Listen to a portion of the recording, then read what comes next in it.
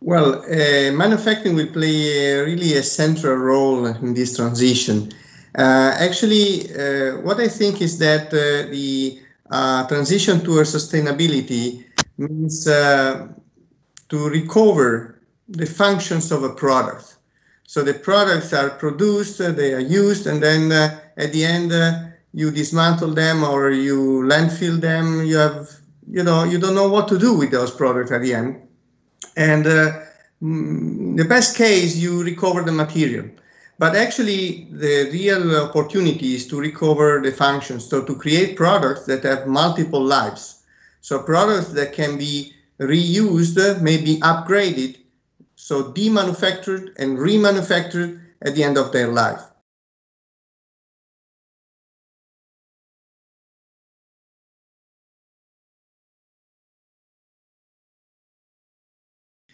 Well, yes, clearly this is one of the biggest challenge, and I think it's clear that Europe is taking the lead in this, and I hope that this will also mean that it will be an economical return out of this effort.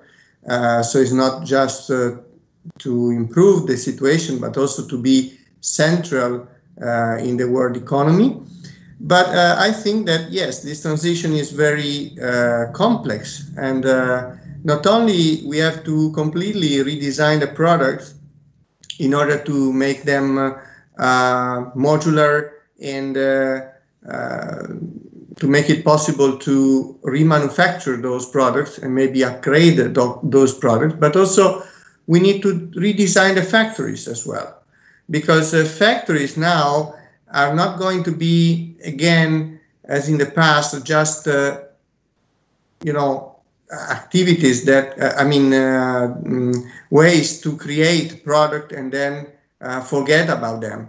Those products will be related to the factory for their life. So basically the idea is, okay, those products, when they come back, they have to be disassembled, they have to be inspected, they have to be cleaned, and then they have to be remanufactured and maybe upgraded. So basically, all these activities require factories. But my feeling is that we shouldn't have separate factories for production and deproduction, but in fact, they should be integrated. They should be completely integrated. So some activities are shared between production and deproduction. Some activities are specific. So this means that if we go in that direction, eventually we have to change all the factories in Europe. And this is a huge task. And therefore, this means that a lot of activities have to be devoted to that. So this is a very big challenge. But if we are able to address this challenge, will be, the area in the world that is most advanced in this circular idea.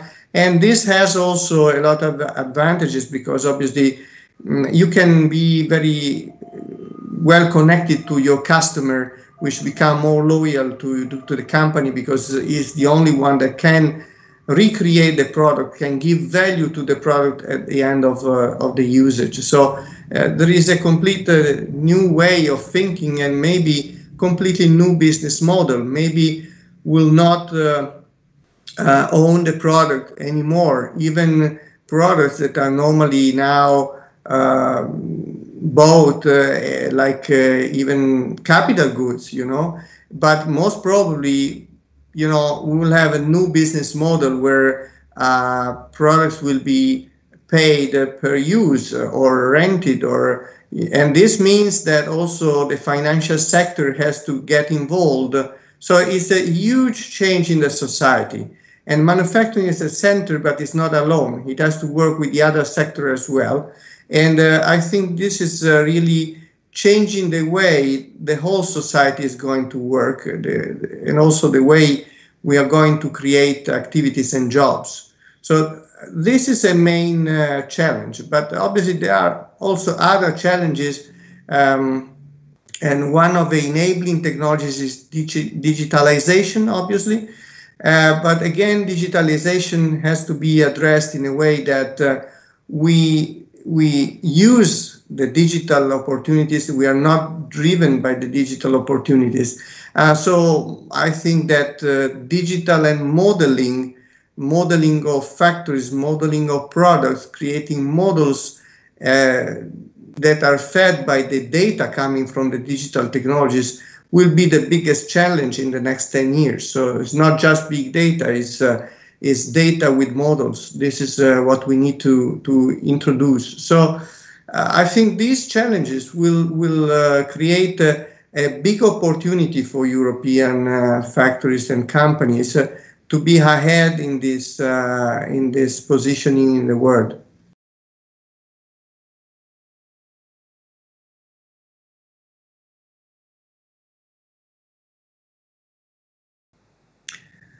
Well, first of all, I am president of a scientific and technical committee of the cluster Intelligent Factories, which is a cluster endorsed by the Ministry of University and Research, and is the one that is collecting all the needs, let's say, of the players in manufacturing in order to have a common view. So yes, this is done by the cluster by creating a roadmap. And we already have a roadmap that is available on the website of the cluster, but at the moment we are creating a new roadmap that will be available beginning of next year.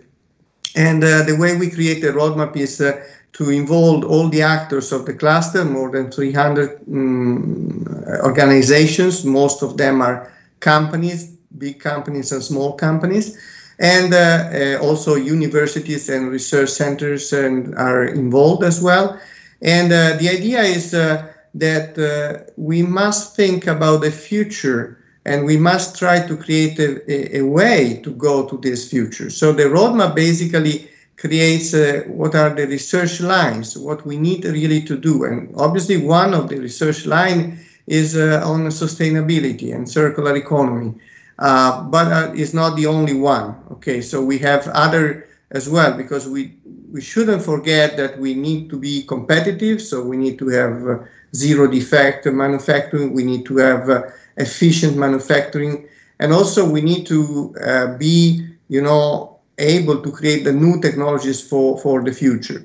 And then one other big important point is that we want to have people and human beings at the center of the manufacturing. So the idea is that all these evolvement and technologies are important if they are driven by people that are at the center and having the knowledge and also somehow orchestrating the activities of all these devices.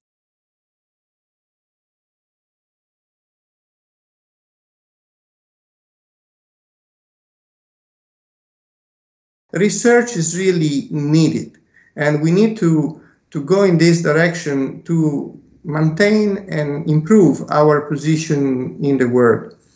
So I think that there are issues that are very important for future in manufacturing, and therefore research has to work on them. The first point is connected to what we said before, but let's take the perspective of manufacturing. One of the key issues is to be able to master the co-evolution of product, processes, and systems. So product evolve, processes evolve, and system evolve, but those things have to be connected together so that there is this co-evolution. It's not possible to think that you make a very advanced product, but then you don't have the advanced processes and you don't have the advanced systems. And the same thing happens if you have a new technologies. You cannot just create the old products. You have to think about a new product that takes advantage of these technologies. And again, if you want to be circular, you need to create new systems, as I said before. So it's really this co-evolution that is very important, and we need to look at it very carefully. Also because, we are one of the biggest manufacturer of production systems in the world, and therefore we are making the factories in the world. We are the ones that create the factory, and therefore we have to think about how these factories should be created in order to co-evolve with the product and the process. And this, I think, is a very big challenge. So this is a challenge that we are facing day by day, but will also be the challenge in the next 10 years. If we want to look forward, then clearly, I think that we have to consider that there are big opportunities probably coming from the combination of the artificial world that we created, like in manufacturing, we create all artificial things, right, that we use. But in the future, maybe we can combine the biological world with the physical world and the artificial world. So this will be another big revolution. And this combination of the two worlds will create completely new products. Think about, for instance, new sensors that can be created by combining the biological world, where sensing abilities are already there, with the artificial world that can interface this sensing ability with all our machines and devices. This will create, again, a set of completely new products that will enhance our possibilities and will enhance also the ability of staying healthy during our life. So I think this will create really another big opportunity for manufacturing in combination with the needs of the people.